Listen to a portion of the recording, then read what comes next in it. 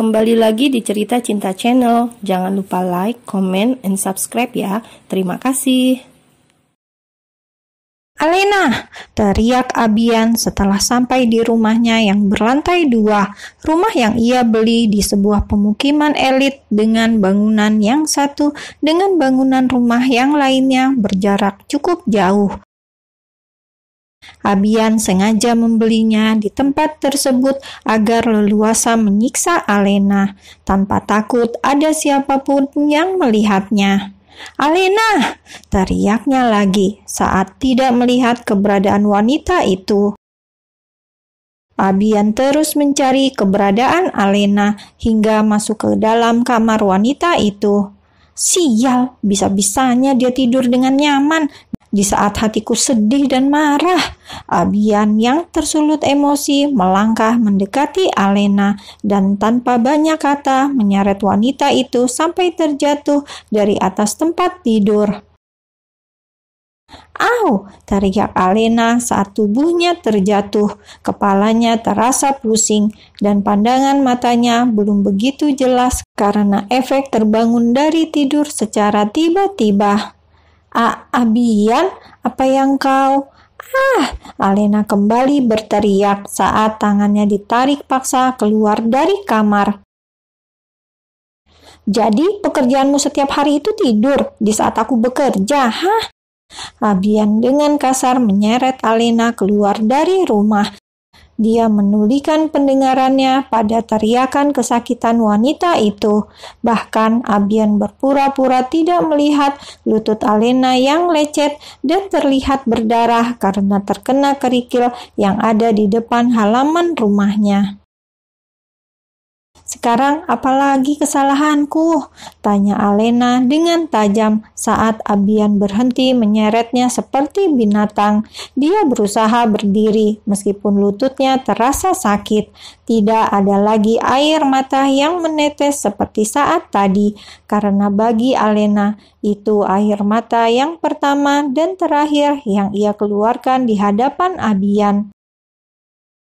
"Bagus, sekarang kau menunjukkan aslimu, wanita murahan yang begitu arogan dan mampu melakukan apapun untuk mencapai keinginannya," Abian berkata dengan sinis.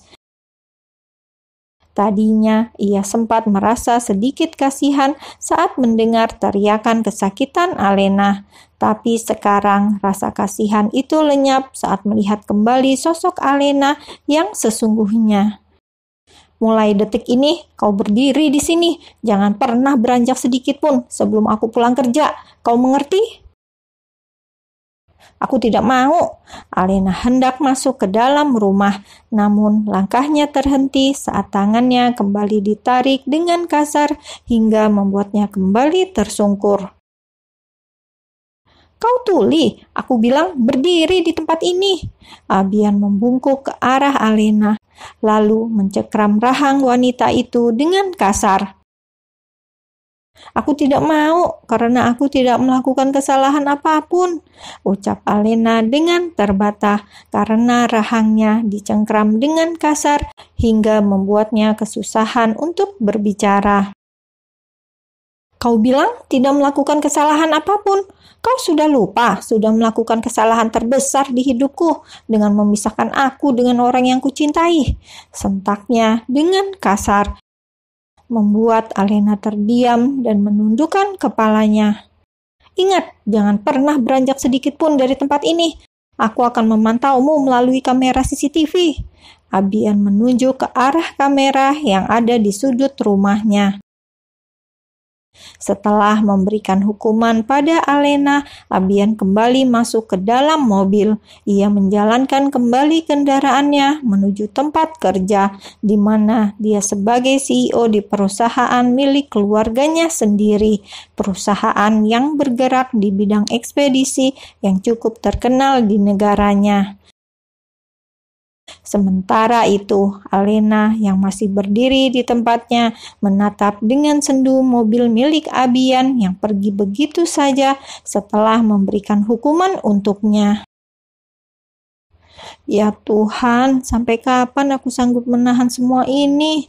Alena ingin sekali menangis, namun ia tahan karena tidak mau Abian melihatnya meski dari kamera CCTV sekalipun.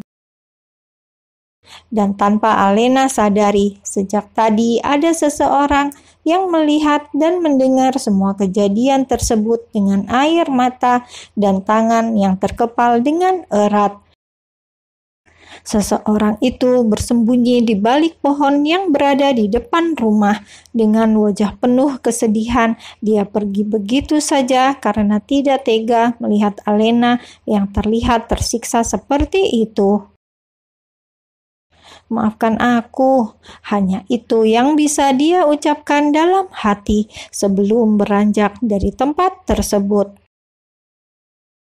Abian yang berada di dalam ruang kerjanya tengah menatap iPad miliknya untuk melihat apa yang tengah dilakukan oleh Alena. Dia ingin memastikan wanita itu mengikuti perintahnya untuk tetap berdiri di depan rumah mereka. Seandainya kau tidak menjebakku, hubungan kita tidak akan jadi seperti ini, gumam Abian dengan rasa kasihan saat melihat bagaimana Alena masih berdiri di tengah teriknya matahari. Namun saat mengingat kembali bagaimana wajah kesedihan dan kekecewaan Alena saat melihat dirinya tidur satu ranjang dengan Alena, membuat perasaan kasihan itu meluap begitu saja. Oh, Kemon Abian, jangan pernah mengasihi wanita murahan itu. Kau harus ingat, karena dia kau kehilangan Alana, kehilangan cinta sejatimu.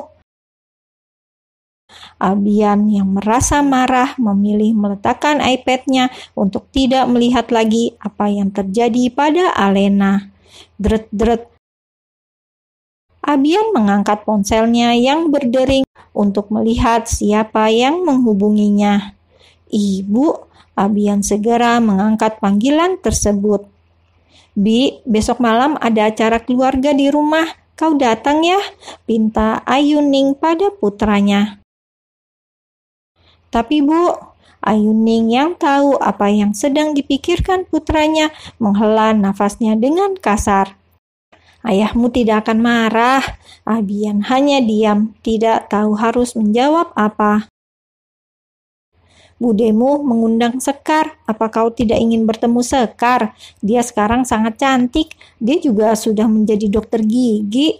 Ayuning begitu antusias menceritakan mantan kekasih putranya sebelum berhubungan dengan Alana.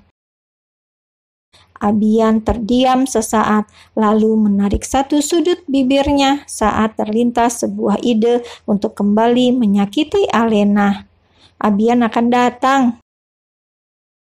Benarkah? Ayuning begitu gembira saat putranya akan datang ke rumah karena setelah kejadian 3 bulan yang lalu dan putranya itu memilih tinggal di Singapura bersama wanita murahan itu.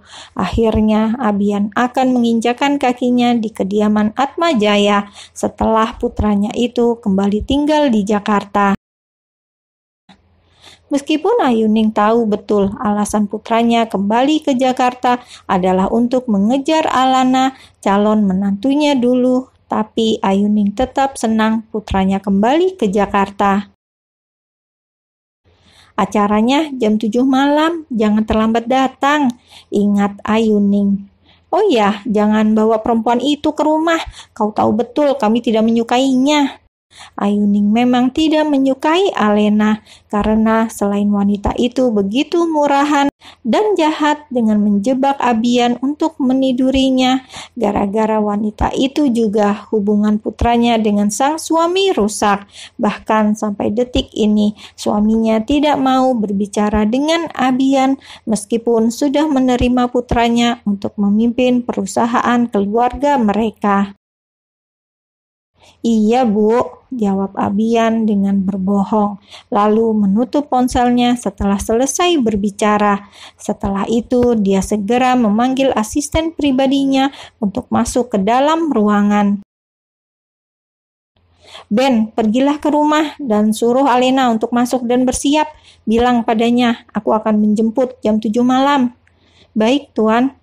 Meskipun Ben merasa heran karena tuannya yang tiba-tiba saja mengajak Alena entah pergi kemana, tapi Ben tetap menjalankan perintah Abian. Ya, Ben tahu betul bagaimana hubungan Alena dan Abian karena sebelumnya dia sering ikut bersama 3 orang yang sering bertukar cerita dan sering pergi bersama itu. Ketiga orang karena dulu ada Alana yang menjadi kekasih sekaligus calon istri Tuan Abian. Dulu hubungan mereka begitu baik, namun setelah kejadian di mana Alana dan seluruh keluarga mereka melihat bagaimana Abian dan Alena tidur satu ranjang, semuanya menjadi berantakan. Alena diusir dari keluarga Ricardo, begitupun dengan Abian yang diusir dari keluarga Atmajaya.